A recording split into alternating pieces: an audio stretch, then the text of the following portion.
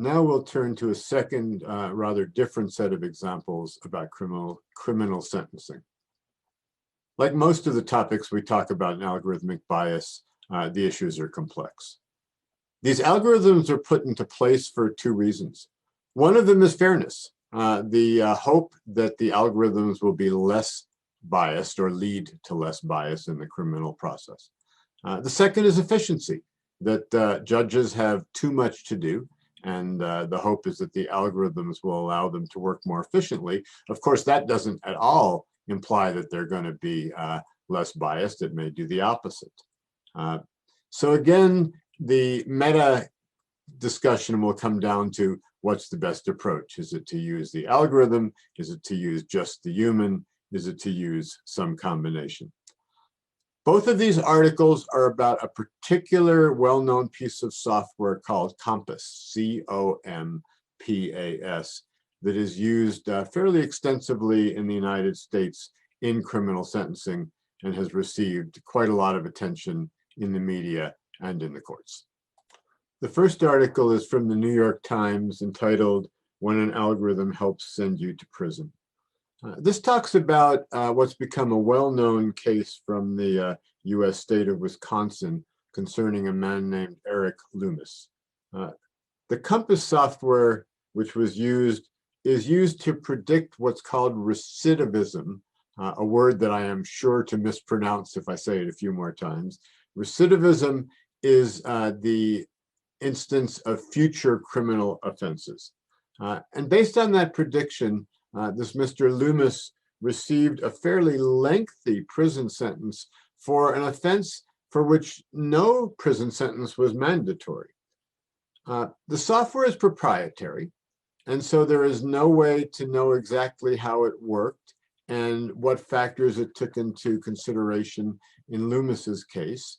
There was extensive legal action about this particular case, and in fact, it was expected to move all the way up to the US Supreme Court, but the US Supreme Court declined to take the case. So the basic issue is, this is software that is designed to not only make things efficient for judges, but as we said, it's designed to reduce the bias that is that judges have. And the question is it doing this or is it doing the reverse? The article reports on an analysis, and the particular analysis reported on in that article seems to be a negative one. It says that the COMPAS software over-predicts the rates of recidivism for Black persons and under-predicts the rates for whites, and that it not only duplicates human biases, but it actually may exaggerate those human biases. So even if the judge was biased, the software may make it worse. Now, the company that produces the software disputes that. That's perhaps not a surprise. But the next article sheds some additional light on this and actually brings the conclusions very much into question. I think the bigger theme of this is this a case where it's even appropriate to basically rely on an algorithm? There's so much human that can be involved in a criminal sentence.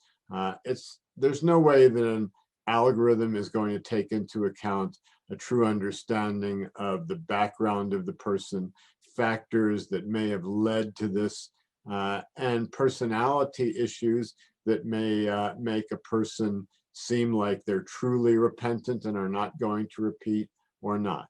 Now, even that, you can argue both ways. There's no shortage of instances, not only in the movies, but in real life, where people can appear to be repentant and basically fool a judge. And you might say, well, an algorithm isn't going to get fooled. So again, just the complexity of the issue. By the way, as a final comment on this article, it also points to some outcomes that seem to be quite clearly positive. That this software was used in the state of Ohio to decide about the granting of bail, and that A, it ended up granting bail to more people, and B, the results were better, meaning that of all the people granted bail, the amount of criminal issues that occurred when those people went out on bail were fewer than before. So there is some very positive results about this piece of software. The next article, the COMPAS case study, takes a closer statistical look at the COMPAS sentencing software and shows that there's a lot of complexity to analyze whether it is being fair and biased or not. This is actually one of my favorite articles in the class because not only is it applied to a data science problem, the algorithmic bias in this software, but it also uses data science techniques, statistics techniques, to do the analysis. So it reports on some additional analysis of the COMPAS software.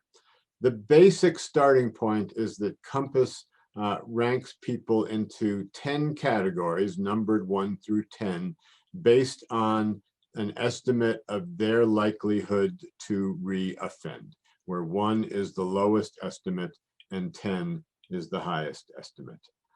And then the article produces a graph which is going up on the screen now, which shows that what is the actual incidence of reoffending in each of these categories by Black people and by white people, as are shown by the 2 colors of dots.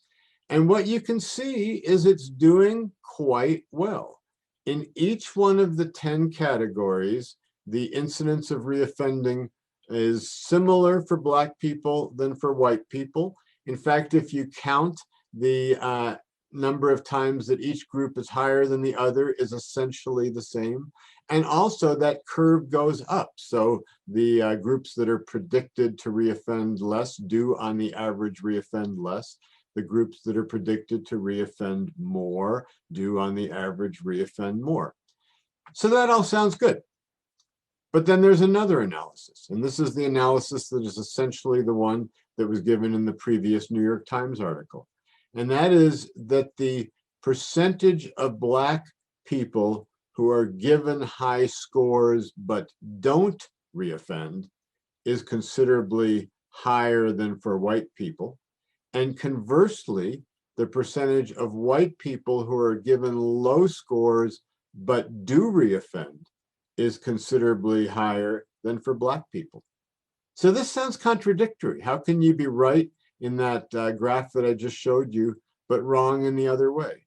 And there's a very simple explanation for that, which is also given in the article, and that is that more Black people show up in the higher categories, the higher numbers from 1 to 10, and more white people show up in the lower categories. The distributions are quite different. I'm not going to go into that in more detail. I'll make a couple of comments. One of them is that the article states that there's actually a mathematical analysis that shows that you can't get it right in both ways when you have this sort of distribution of data. And I think that's rather common sense. The other one is that there can be more to it. I mean, you could conclude from this case study that the COMPAS software is doing the right thing, and perhaps it is. But you can also ask if there's a vicious cycle. If you know, and if you're a police department and think you know that there's going to be a whole lot more risk of crime in Black neighborhoods than white, you're likely going to put more police officers in Black neighborhoods than white. And that may end up leading to more arrests, more sentences, and more data that supports the risk of recidivism. So there are a couple of sides to the story, as always, and that also motivates our final article in this lesson. So we'll end this lesson by coming back to the issues of law and policy related to algorithmic bias by studying a brief article about the US city of Santa Cruz banning a practice that is called predictive policing. This is a recent development. This article is from the year 2020. And as I said, this article is very closely related to what I just discussed. So for those of you not familiar with it, Santa Cruz is a city in the state of California. It's west of the Bay Area along the Pacific Ocean. And it's a fairly small city, a city of about 65,000 people. As the article explains, predictive policing is the practice of using algorithms to decide, based on police records, where police should be positioned, and to position police more in areas that are either more likely to have specific chronic criminals or places where crime is likely to occur. And the article says that this practice has been used, an algorithmic practice has been used for about 10 years in various places in the United States. So like everything else, this practice has pros and cons. It can prevent crimes more effectively, perhaps, or it can treat people unfairly. So let me give a little bit of my own interpretation of that.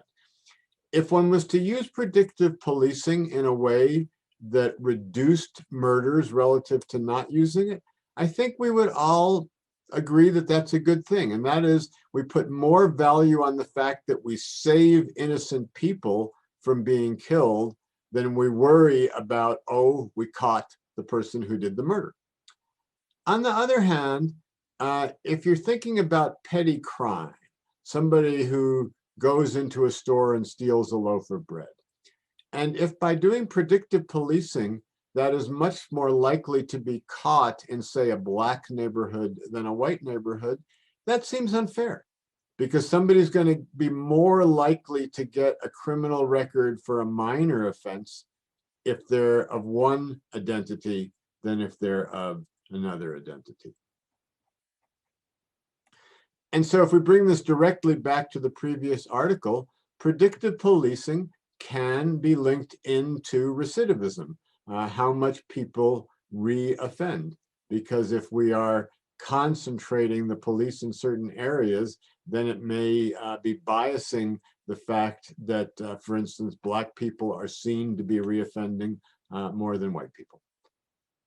As in everything that we study in this, and I'm almost getting tired of saying this by now, there isn't a right answer.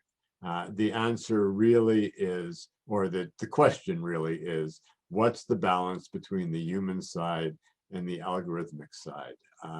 I think we, in this particular case, have to ask the question, do we really want to throw out the use of algorithms entirely, or do we want to combine them with human judgment in a way that improves the criminal justice system? As a final comment, this algorithm also mentions bans with respect to facial recognition in police work, and that is a bit of a motivation for the topic that we're going to do in the last lesson of this module, which will be entirely on facial recognition.